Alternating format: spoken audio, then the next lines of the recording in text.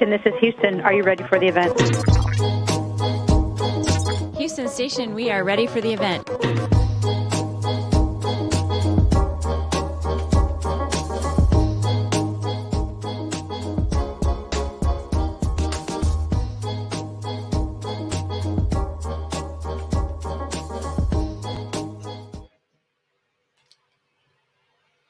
Hello, and thank you for joining me today. I'm just going to get the comments up so I can see you all. We are having a Lenormand live chat, and we are all here just to have a hangout and a chat on the Lenormand cards. And I can see there's loads of you on already, and I will say hello in a moment.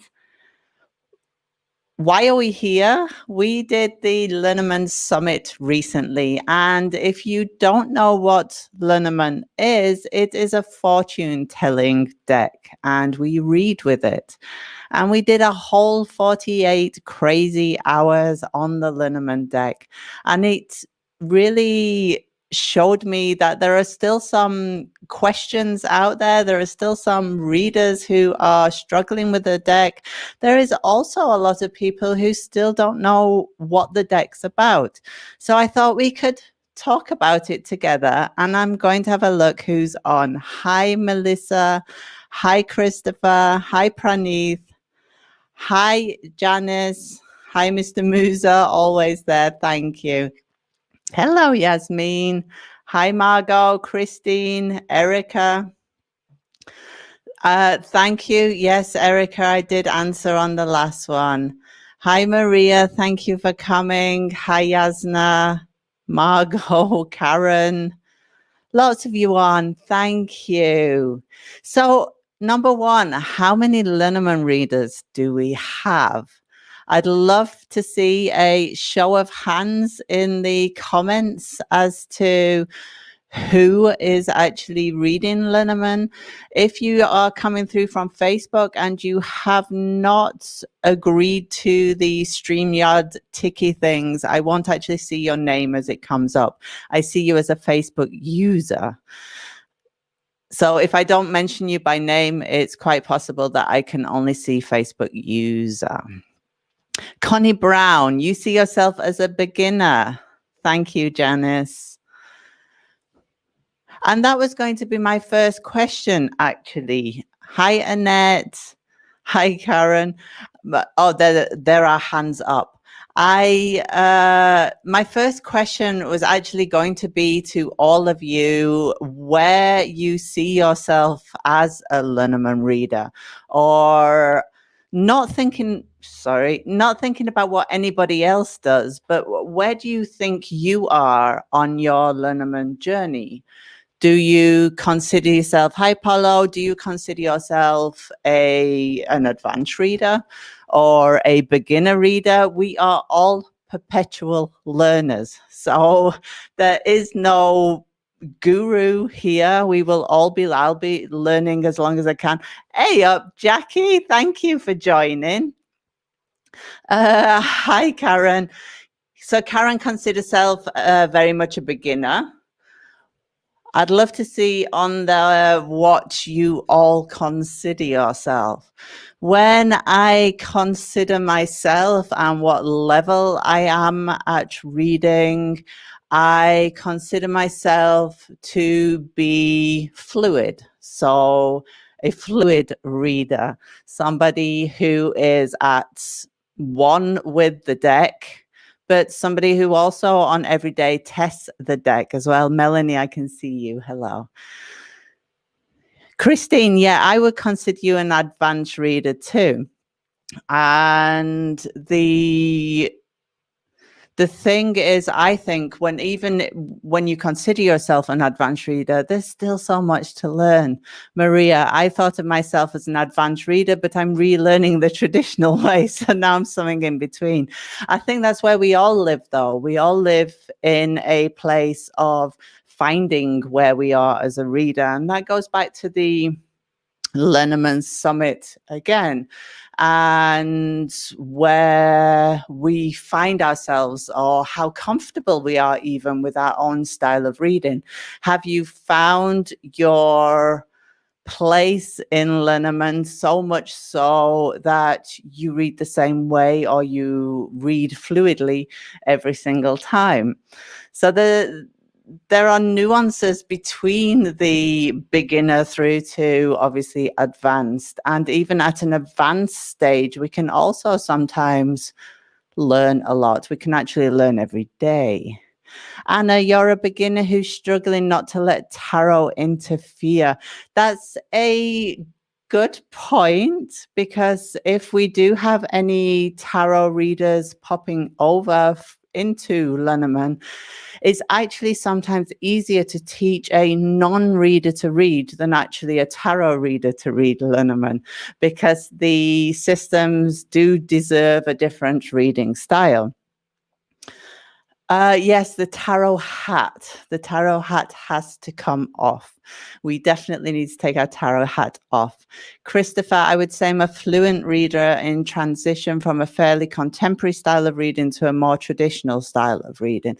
And again, that's about finding your place and what works for you. If a contemporary style read is what actually works for you, then that's what we do. But sometimes we do find a lot of people coming back to a more traditional stance and trying to make their life easier when it comes to then their interpretations. Lenormand is always full of surprises.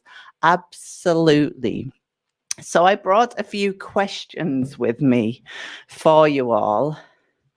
Karen says her tarot hat is stuck on with super glue. I will rip it off for you.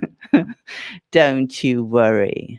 So I want you to think about the last read that you did with Lenormand and give it a satisfaction feel. How satisfied were you with the last read that you did?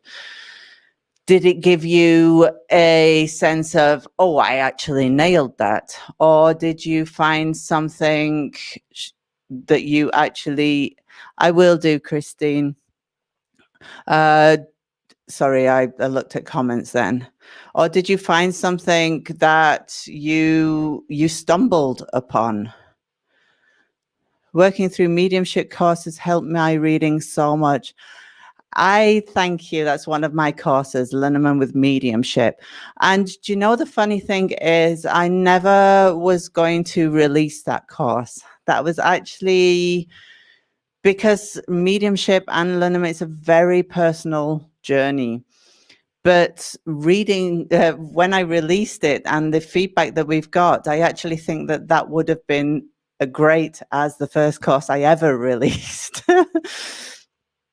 Okay, so Margot says she would say she's pretty fluent and fluid. However, Game of Hope is a game changer.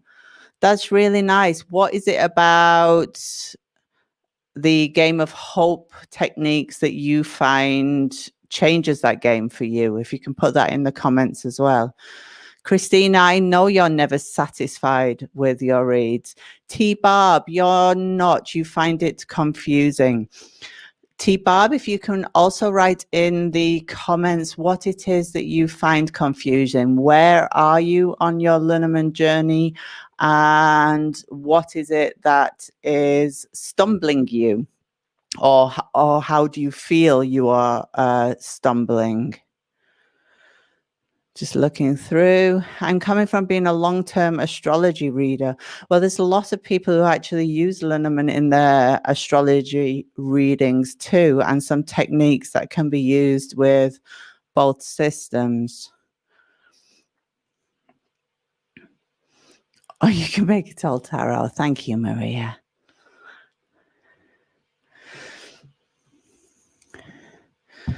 So Joseph, yes, you are a traditional reader and a beautiful reader at that. Yasmin, you find it hard to read for yourself because I'm biased. I think that's a fair statement for a lot of readers. A lot of readers become so involved in their own readings. And honestly, there are times when I would even question myself or my own sanity whilst learning, and whether I was applying it correct in future reads whilst learning. But I found the observe rule a good way of getting over that you observe situations, daily situations. So you lay on a daily and observe what happens, and that then helps you build the confidence in your own life to read for yourself as well.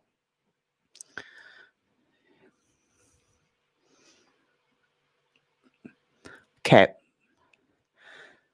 So Shayna, I think it's applying keywords to every situation. I think are you saying that's an issue, Shayna, applying keywords to every situation? If you are, I'll expand on that. Cheryl Feather, your last two reads were pretty accurate. Perfect. Erica, I got caught up on the images, adding numerology and play. Yeah, that's what we always try and take readers back, is less is more when it comes to Lenormand. So the actual less cartomantic techniques you use, the better or more obvious your Lenormand read is. So if you strip it of everything and take it down to a bare narrative, then you will find that there is no confusion in the answer the more you practice. Care Levin, you have the hardest time turning keywords into conversation. A lot of people do. And I would say in our groups that the reads that we see on Lenormand are often keyword reads. So for example, fox will always be wrong. The word wrong will be in the interpretation, which doesn't mean that it's a wrong interpretation. It just means that they are safety words for us. But if we look at the Lenormand deck more as a fluid, I had this view of how I should explain this, but I'm not sure I should. If your cards are in front of you, and rather than seeing them so mechanically, you see them as like vegetable soup thrown in front of you, how your carrots mix in with your broccoli, for example, to create a certain flavor.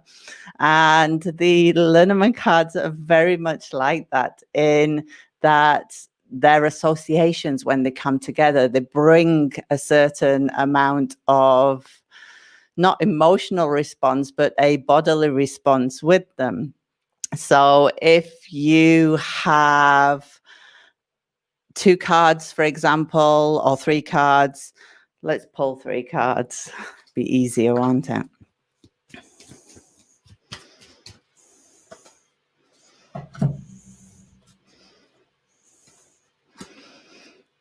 So I didn't pull for, oh, it matches the background. Isn't that nice? Planned that, you can tell, can't you?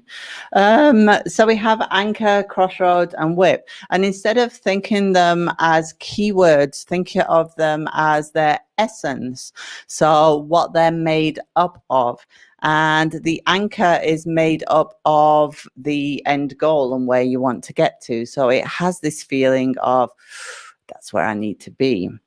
Crossroads then has this feeling of, oh my God, what am I going to do? Which direction shall I go in? It is not an easy decision to make. And then whip is this discord. So if you get into the habit of, instead of just seeing them and seeing a keyword, actually bodily making that card work for you, then you have a merging of those rather than singular cards.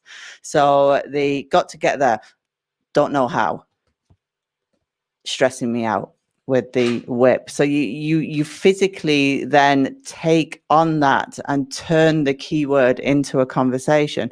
So if you were sat with your friends, for example, and Bob says, "Oh, what does Sally think about me?" And the three cards were, see, it's a surprise to me as it is to you. And we embody these cards. We have a ping of star, and then we have a betrayal, so almost like a withdrawal, and the clouds, just a mess. If you add all those together into that thingy feeling, and what Sally actually, see, I actually remember the names, what Sally actually thinks of Bob, she thinks brightly of him, but she doesn't trust him, and that causes her then the clouds, the trouble of clouds. And trouble of clouds and betrayal together is almost watching your own back for things. So that's how we turn the keywords into a conversation rather than just using the betrayal. You embody it, and then you explain as if it was you were talking to a friend. Just looking through some more comments. Circle of Stones, you are struggling to transition from a modern reader to the traditional meanings. I would go back to what I just said with the embodying of cards, rather than thinking this card means this. So you're working with your conscious brain, conscious self. We actually want you to work with your superconscious self to have these messages through. So instead of thinking consciously and saving what those meanings are, the conscious extra information you didn't ask for. The conscious self is has no direct link to the superconscious self. It has to pass through the subconscious, which is why we need to embody the meanings of these cards and not think of them as keywords. So it will help you to have a starting position. Let's tree. In the traditional meaning, when tree, pretend this is a person, when tree comes close, it sucks out the health from everybody. And as it moves away, it doesn't suck so hard. So it's healthy away, but the closer it gets, the more it sucks the life. Think of a tree, the roots sucking out. Yes, the tree thrives, but the ground beneath it doesn't. So you take that core meaning that means that, and you embody it. So every time tree comes up, you have that feeling of being sucked away, and or the cards around it being drained by tree. And that is then what will help you not think of modern, not think of traditional, just know your meanings of the cards from a starting point. And I think that's the most thing, just a starting point. Everybody needs a starting point. And that is exactly why I actually set up a weekend in October with a focus on Lenormand. It's a series of 4 workshops plus personal one-on-ones to actually drive that across, to drive that we need to access the information from the superconscious through the subconscious into the conscious, give the reading without having this information in between. We don't need all those extra keywords. You do not need to learn 27 different meanings for one card. What you need to do is embody that meaning and then understand what that meaning means in real life, or understand what that feeling is in real life. And then you can apply it back to what's going to happen in the future once you've made those early observations.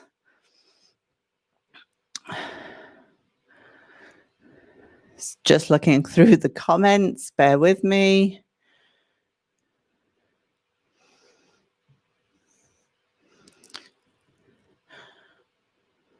What happens when you have tree with positive cards? Every reader will always say it depends on the question asked. However, if you have tree with positive cards around it, the tree is the one, if it's close to, excuse me, sorry, if it's close to your significator, then it drains out the worth or the positivity of the other cards around. Tableau is the easiest for me. Everybody should read Tableau. Completely agree. Gerda, did you lose me? That's awesome. I've never had a daily draw fit the day, but I've had spontaneous draws be correct. I would suggest getting an app. I use apps all the time, and just finding that link back to observing what's happened. So ask 27 questions on whether post will come that day, or whether your friend you'll see somebody on the street or something like that. Ask loads of different questions. What will your health be on the day? What will work be like? And just pull 3 cards, whether on an app, or it's easiest on an app on the go, and then you journal it. And then at the end of the day, you say, okay, these are the observations I make from my day, and these are what the cards were telling me at the time.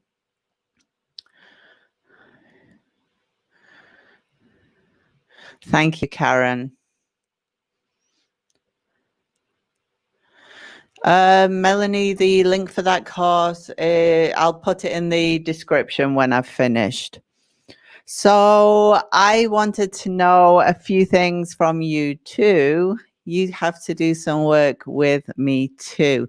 Lisa Schmidt, I use only one app, and I'm not sure it's even still available. And it's from Pepe Valderrama, and it is on the App Store. So I'm not sure if it's even still available out there, but it's the one that it's simple. 3 cards, finished. Don't need any more for my daily journaling. Okay, so I want you to do some work as well. I'm sat here working. So I would like to know a few things from you. And that would be the first thing. I've seen a lot in other groups at the moment about decks, and decks not speaking to us as a person. And I would love to know which decks you are killing it with. So which decks you like, your number one deck that you go to every single time. And then those decks that you don't gel with so well, and what you think the actual reason is for that. It's obviously sometimes a very personal thing. You don't like the artwork. It could be you don't even like the deck creator. Sometimes that happens. And would you say that there is one deck that you would recommend over any others? Apple Woman, yes, I am, Gerda. So write in the comments what decks actually. Thank you, Annette. Polished Sunset Lenormand, that's what I'm using at the minute. Write in the comments what's your, I'm not talking favorite decks, I'm talking about go-to, like the Dondorf, exactly that. Blue Owl, absolutely. Maybe Lenormand, Churros decks, definitely. White Owl. You can say it. Coastal Lenormand, Melanie. Viona Lenormand. I don't think I know that one actually. Connie Brown, once you have one deck, you need to get a collection. Absolutely. So there will be, through your reading career, I go through phases of decks. I obviously have my own deck, which I use as my go-to. And the reason that having your own deck is awesome, and everybody should make a deck. I think every single person has a deck in them. I also think that there is enough people in the world for everybody to buy a deck. So there's enough room for everybody to be a deck creator.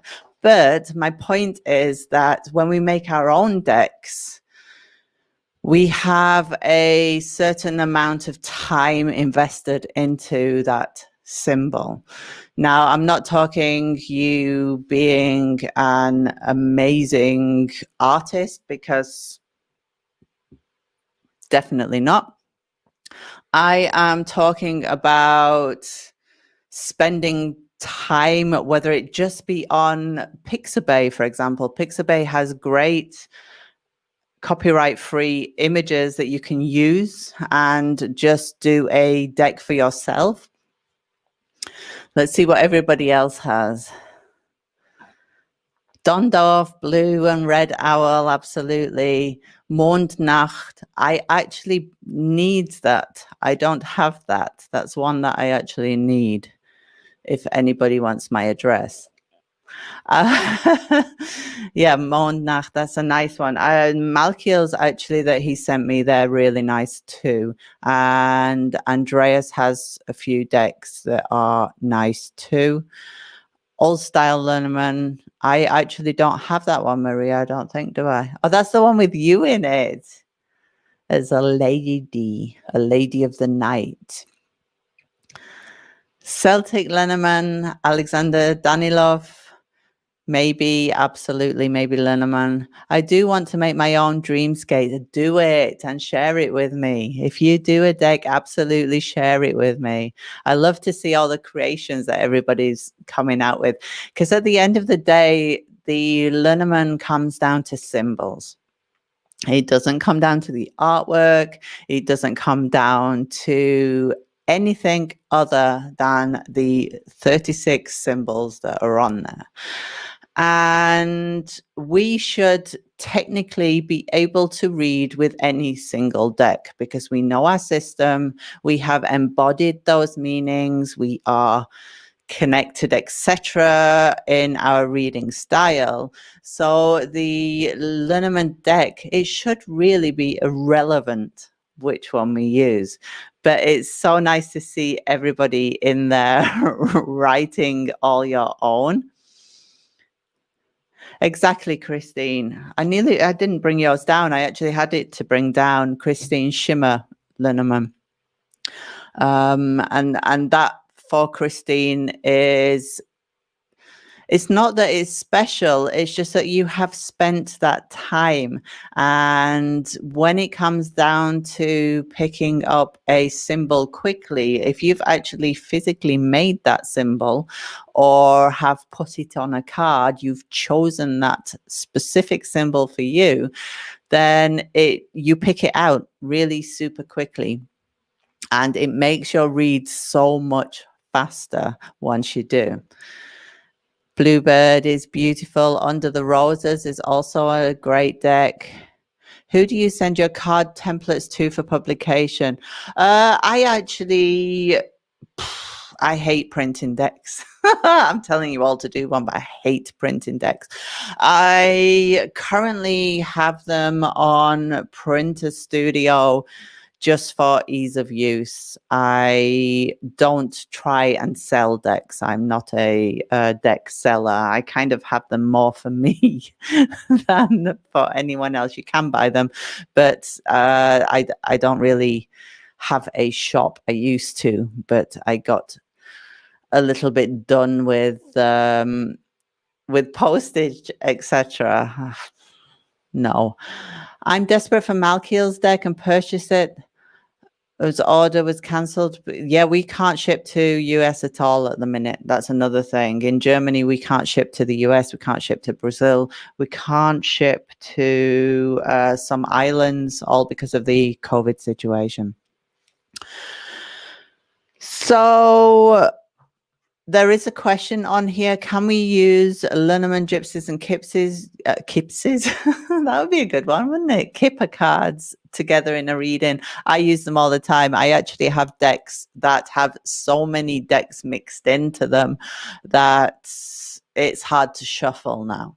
So absolutely, you can read all three of them together. The only thing that is special is that you retain the system of each. So you respect the Kipper card system, you respect the Lenormand card system, and you then give them a different role to play. And that really gives a 3D reading when you have, for example, you choose Kipper. Can't say the word today. You choose Kipper as your go-to. This is situation is going to happen. So your predictive situation deck. Then you use the gypsies as your undercurrent, what's bubbling under the surface that actually doesn't happen, but it's more brewing. And then you use the Lenormand for a highlight or a spotlight. And then you mix them all together and see which level of your story is actually playing out at the moment. It's lovely. Oh, Under the Roses for daily use, Piatnik Lenormand as well, absolutely. Gilded Reverie, absolutely. Paris de Bono's cards are great, they are. Polo, I believe that Malkiel must have used another service. He found a way around, probably UPS at a guess, to get it there to you. So you're very lucky. Pixie's Astounding Lenormand is a great deck. Margot, it's great that you're making your own cards. Exactly that. Lenormand. Oh, brilliant. Is the Lenormand by Alexandre Mushruk? Or is it Lynn Boyle? I can't remember which. Maybe none. Okay, looking through your comments.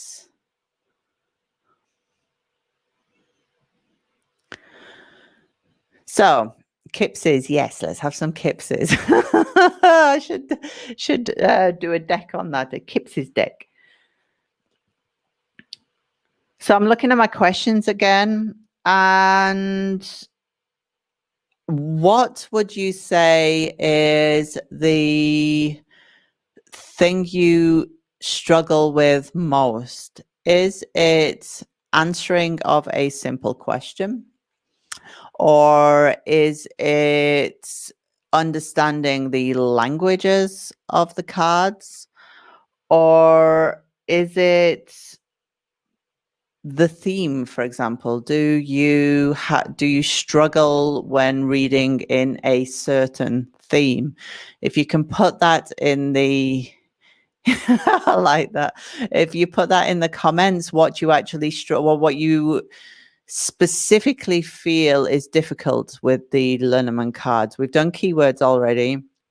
So if you have a think about whether it could even be a spread, is there a certain interaction that you find difficult?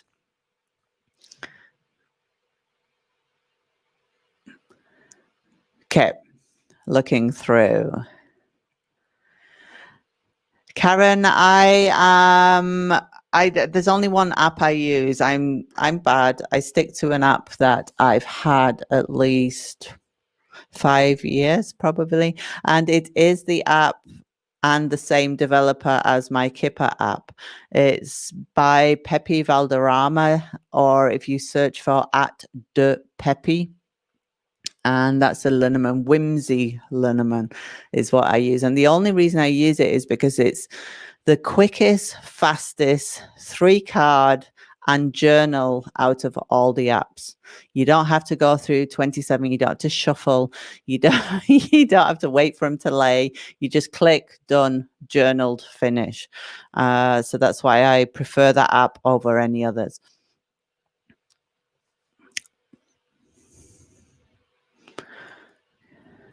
I struggle live reading and understanding the querent's language.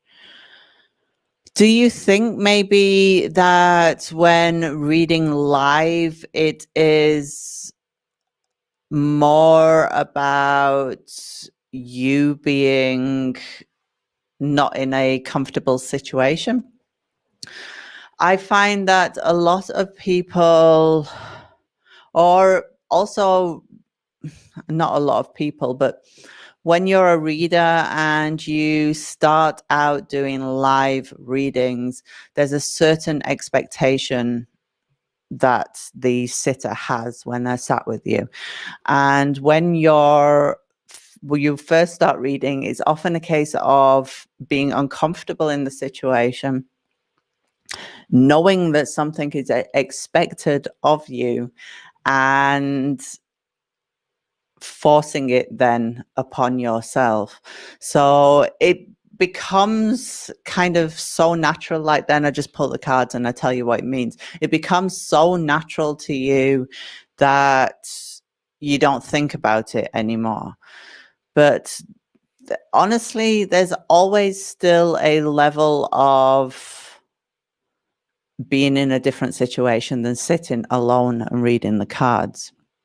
So I think it's quite normal to struggle in a live reading. I struggle with the negative cards, especially when they're in a cluster of following each other. I love the negative cards, and actually the negative cards are what I look for first. Because they can tell you so much information about a situation. And I often say that if you think about life on a normal basis, that we really sometimes will just have a day that's harder than the others. And when you embody the meaning of the negative cards, like I was speaking about before, and again, the reason I set up the weekend in October, sorry, my bum gets numb here. We need a new chair.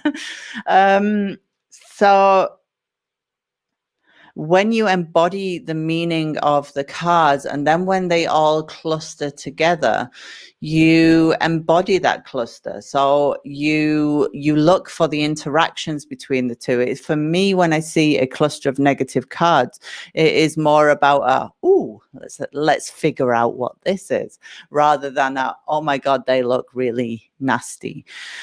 So I would then look at the negative cards and, like I say, embody them and think of cross as pain, for example, ouch, and coffin as illness or death, obviously, and fox as, ooh, wrong. So there's the level of the difficult cards as well. And then you look for things like, is bear in the mix? Is bear in the mix? Because bear is a super shiny card, but it comes with that side order of jealousy. So I would analyze all these things with a cluster of mess and see what other cards are in there to give me an indication of what kind of mess this is and what the underlying issues are that are going to cause that negative situation.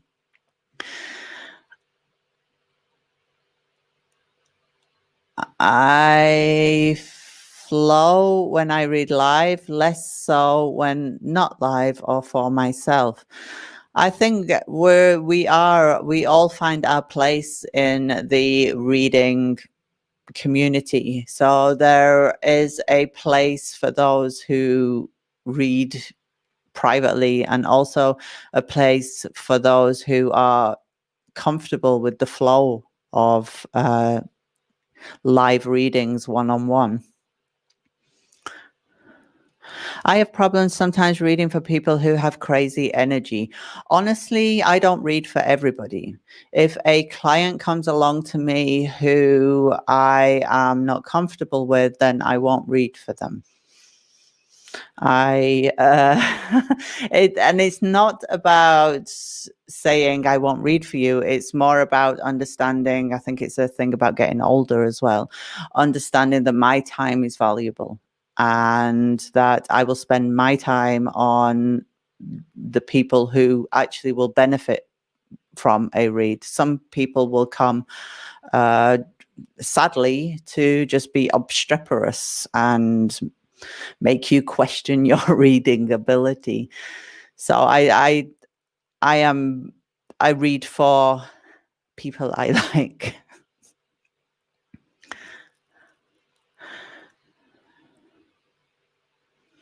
I feel like I'm solid on the basics and now need lots of practice to build relationship and expertise. That is, for me, a case of having fun and really enjoying your cards on a day. I live, breathe, and everything. Sleep. That's live, breathe, sleep. My cards, divination, everything. So it's about it becoming part of your life. I lack confidence for a live reading. I completely understand that. And when we did the Lenormand Summit and also the World Divination Association conference in May, I can honestly tell you that 95% of the speakers, and we're talking there of 80 well-known international speakers, were nervous. And it is a case of you just do it. If it is something that you want in your life, then you absolutely just have to do it. And yes, like I say, even what we consider the names in our industry were also nervous about this kind of live, not sitting one-to-one, but obviously this kind of live. And that's completely, absolutely normal. And I was given some good advice a really, really long time ago, and that was to do something every day that scares you. And if that means you're scared of going to the supermarket, for example, do it. If you're scared of skydiving, do it. Do one thing every single day that is uncomfortable for you. And that's how you grow in spirit and also grow in yourself and with confidence as a reader. You think it's easy sitting here talking to you all? We all have to go out of our comfort zone to actually get somewhere.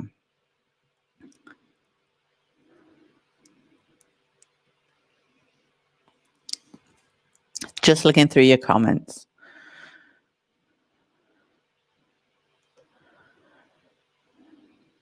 I am in Germany. Yes, I'm in Munich. I'm from the UK, but I'm in Germany. I ask yes or no questions every single day. So if anybody says don't, it's not recommended, don't listen to them. Please practice, because the more you practice, the more you nail them and the more confident you become with them. And when you really need to know that yes or no question, you will actually get the answer that you need because you've learned it. I would die skydiving. I think I might actually film my pants too. Absolutely. Okay, so we've done a lot on what we find difficult. And I haven't even got through half of my questions.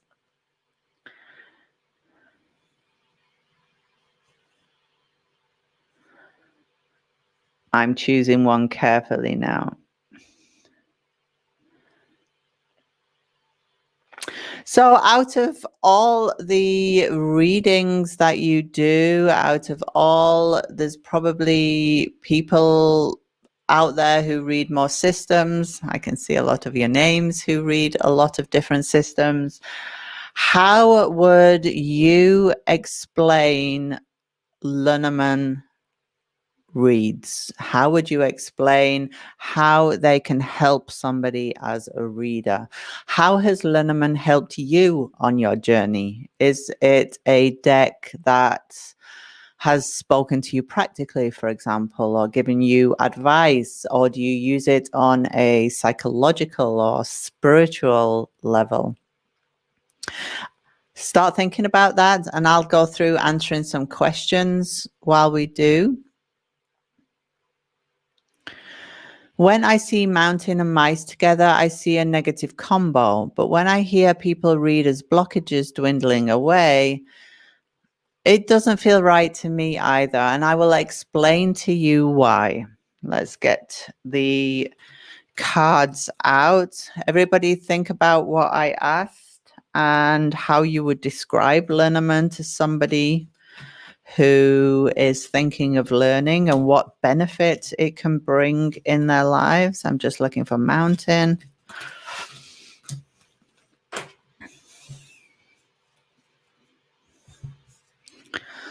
Oh, look, I've got a mountain behind me and the mountain card. How fabulous is that? That you couldn't pay for that, could you? So we have mountain, and the core essence of mountain is it is a powerful enemy. So how does everybody come to obstacles? A powerful enemy is something that stops you getting somewhere, or something that is trying to stop you getting somewhere. So depending on the question asked, there is something in the situation that is stopping the querent getting to where they want to be. I would actually look at what other cards are around. If there are people cards around, I would suggest that that person is actually part of the enemy situation. If there aren't any people around, then I would look for bear is a good one. Bear, again, bringing in that side order of jealousy. So I would never look to the two cards alone, but look to the cards around and see what's there. But we are looking at something that is powerfully stopping or working against, that's the better word, working against your querent. They are doing, if it's a person, their damnedest to make sure the querent doesn't get over it. Because remember, in the game of hope, we have the garden card and we have crossroads. So the querent needs to get from garden over to crossroads and make those difficult decisions. And our mountain is the card that's stopping them doing that. If they sit on mountain, then they get stuck there, hence the interpretation of obstacles. But if you really embody that feeling of what this card means, it is something powerful working against your querent. You add mice into the equation, and the mice, think about it practically. Would a negative card that's coming in have a positive card effect on the other, or will it bring in more shit to the show? It will obviously bring in a big shovel with it and some more. Bring in cross. Bring in. So the mice won't negate the negativity. The mice will actually cause more issues in that situation. So you're looking at a situation not that's getting better. If I wanted to see it getting better, I'd want to see a positive card coming afterwards. But mice isn't a card that can make it better. So mice cannot make that better. It can only gnaw at it and actually make it worse. Because think about it, if you've got somebody who's working against you and then mice comes in, it's not going to make that enemy or that person any nicer to you. It's not going to make them suddenly get less onerous in your situation. So it's super important to understand like I say, this embodiment of it. Sometimes I do a reading and I don't know where to begin. Hi, Rita. I think this again comes into embodying it. If you take out all cartomantic techniques, remove mirroring, remove a central focus, remove everything that Lenormand actually is not. They are cartomantic techniques that have been applied onto Lenormand.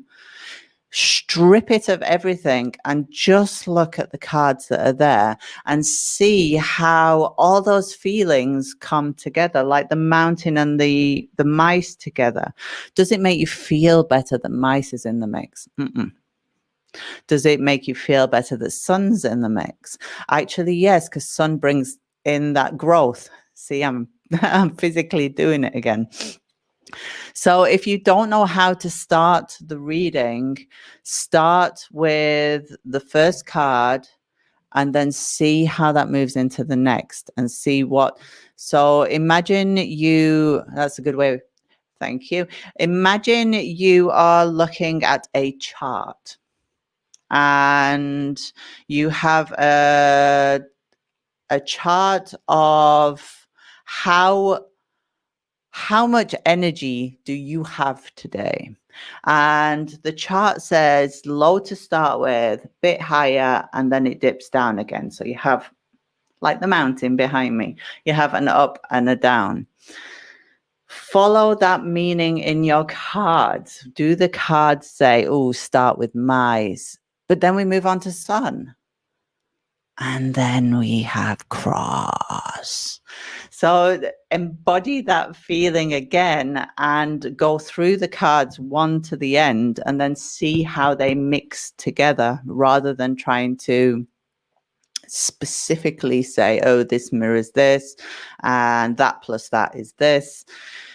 It's not as much of it's not an easier answer if you are trying to work through all these things. It's an easier answer if you can embody those cards. Sorry, I've talked a lot about that. That's a nice way of putting it, Christopher. It is a predictive system that scales the mountain. It is super practical and also a great tool to get to self-actualization. That's very eloquent. I like that. I could not have done that at this time of day. Somebody says, I love the clarity with Lenormand to answer questions and quickly see energies around a situation or person. Symbolic language that first started me on my cartomantic journey. Coming from an astrology background, the cards were so direct. They are, and provide answers in 3 to 5 cards or small spreads. Very true, Nancy.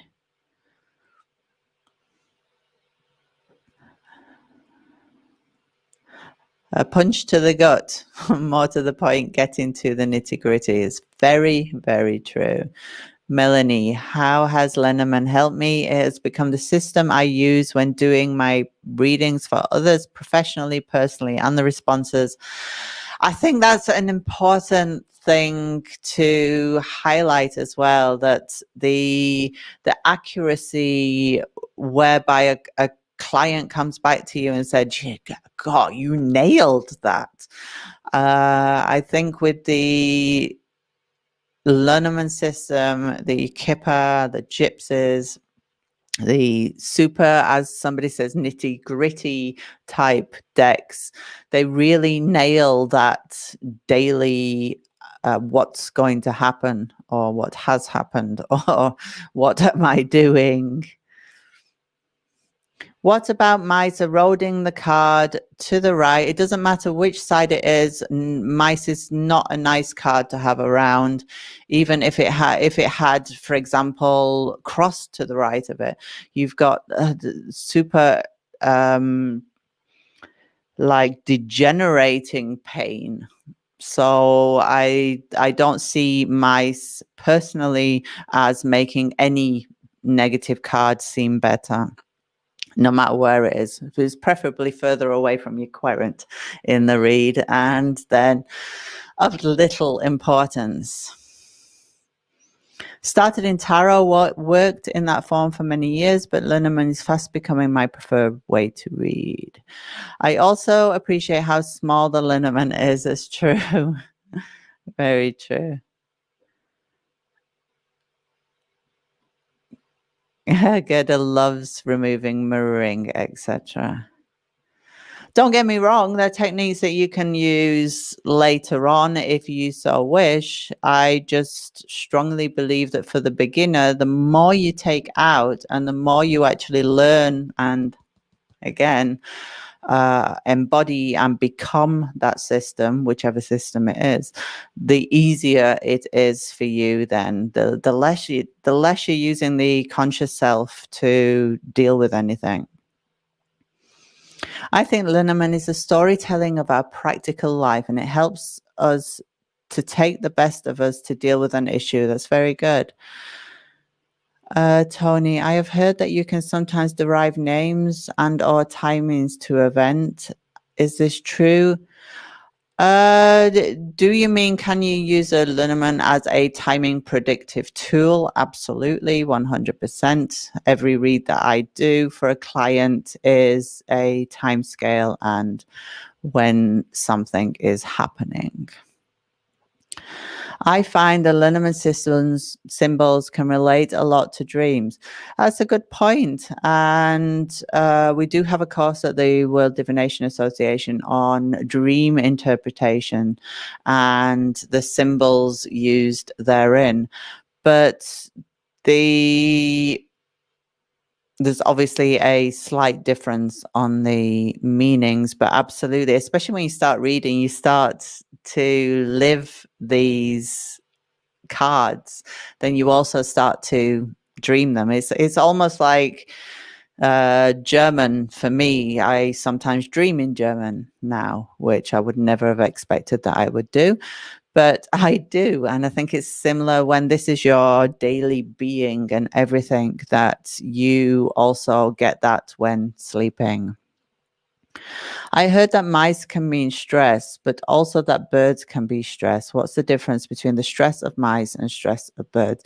It really depends on the question, obviously, and I'm pulling the cards out. I am not Googling it. That would be good, wouldn't it? Sorry, I need mice now. Google that answer. 1 second, please. It's just better for a visual. Probably not necessary, but it's better for visuals. There we go.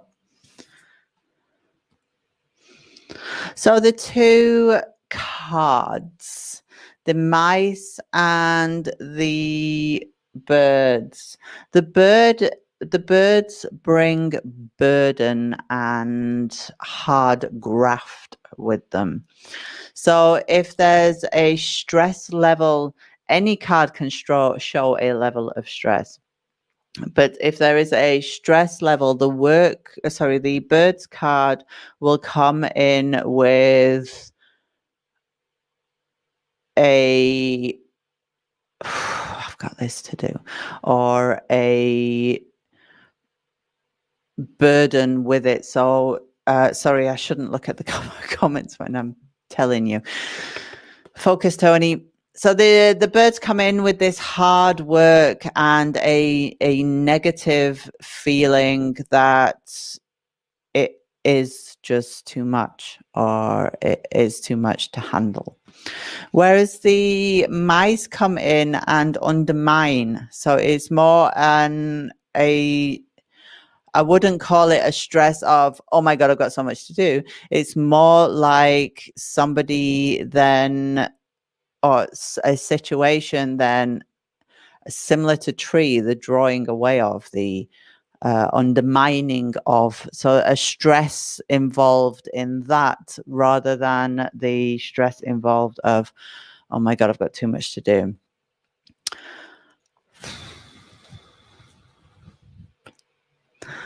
I'm just looking, there's loads of questions. And to be fair, this is exactly what I wanted for the weekend in October. I We'll be walking hand in hand with readers through exactly that. What's wrong with my readings, which is probably not a lot, and then working on that confidence and working on that this is where I'm going wrong and this is where I can look forward. And this is what I do from this step onwards. If the deck has 2 extra man cards, I like to leave all 4 in the reading. Is that acceptable? Absolutely. If that works for you, absolutely no problem. Can you elaborate on the card ending a line? How did this card? Honestly, I never read lines. I would never, you will never see me, I don't think. I'll check my Insta account. But if you see me laying a line of 5, I think you have to absolutely come and rescue me. It will be a sign for help. I read tableau, and the reason I don't I don't use the line of 5 so much. I'll use it in a fan, for example, if I'm doing a quick read. But the line of 5 is the line that trips the most Lenormand readers up. And the reason for that is because it's not really made for Lenormand. Lenormand is a language of influences, what's coming from above, what's coming up from the bottom. And it really suits the tableau style fluid read. So when somebody lays a line of 5 and then throws cartomantic techniques at it, or says, this one is more important than the other one, then that's when the conscious mind is just struggling with it. And I see most people struggling with the line of 5 and not getting a predictive answer. They'll get explanations, they'll get their questions said back to them. They just can't piece it together. And that's because there's probably been too much teaching along the way, or even, yeah. But if you do read a line of 5 and what would the end card be to me? To me personally, the end card, it would be narrative. The situation starts with card 1 and it leads to card 5. So card 1 situation, card 2 situation, card 3, and the story reads from 1 to 5, 5 being the outcome. So if you come to card 5, and you've had positive cards all the way and then a negative card at the end, I would suggest that for example, if you're doing a week's read, you would say that you're going to have a great week, but when you get to the end, you're going to get slammed, for example, but in nicer words and with a description of what's going to happen. So the end card would be the end in the time zone of which I'm speaking. I prefer Lenormand as it doesn't have fluff. That's really nice.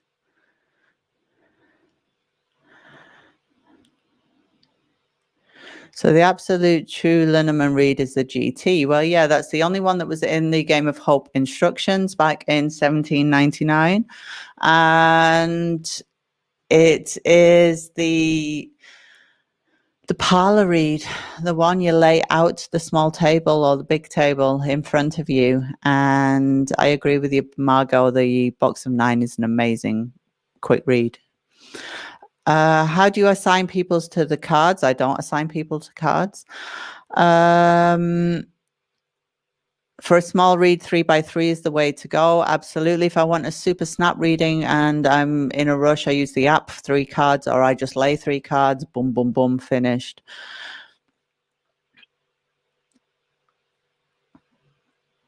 Thank you.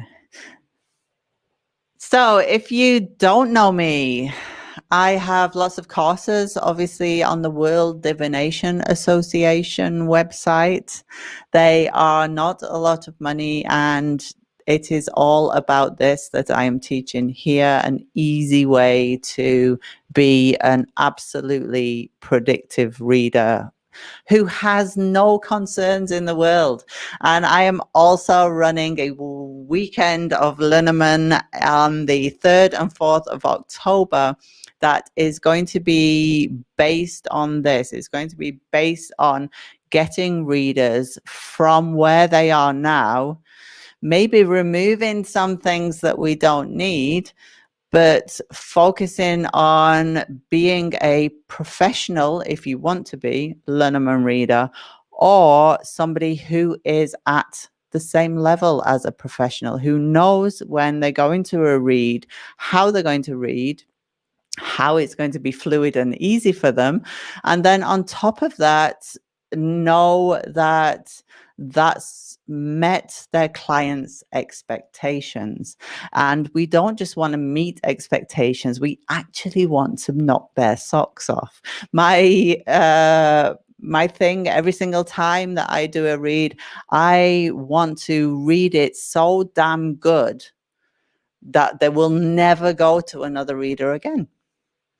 And that's what we're going to aim for on the 3rd and 4th of October. You work Saturdays. If I sign up for the course, well, I am working on that. My last 2 conferences, the Lenormand Summit and the World Divination Association conference, were held in Facebook groups where we had live readers going, live teachers and speakers, international speakers and names going live every single hour for 48 hours. Yes, it was mega.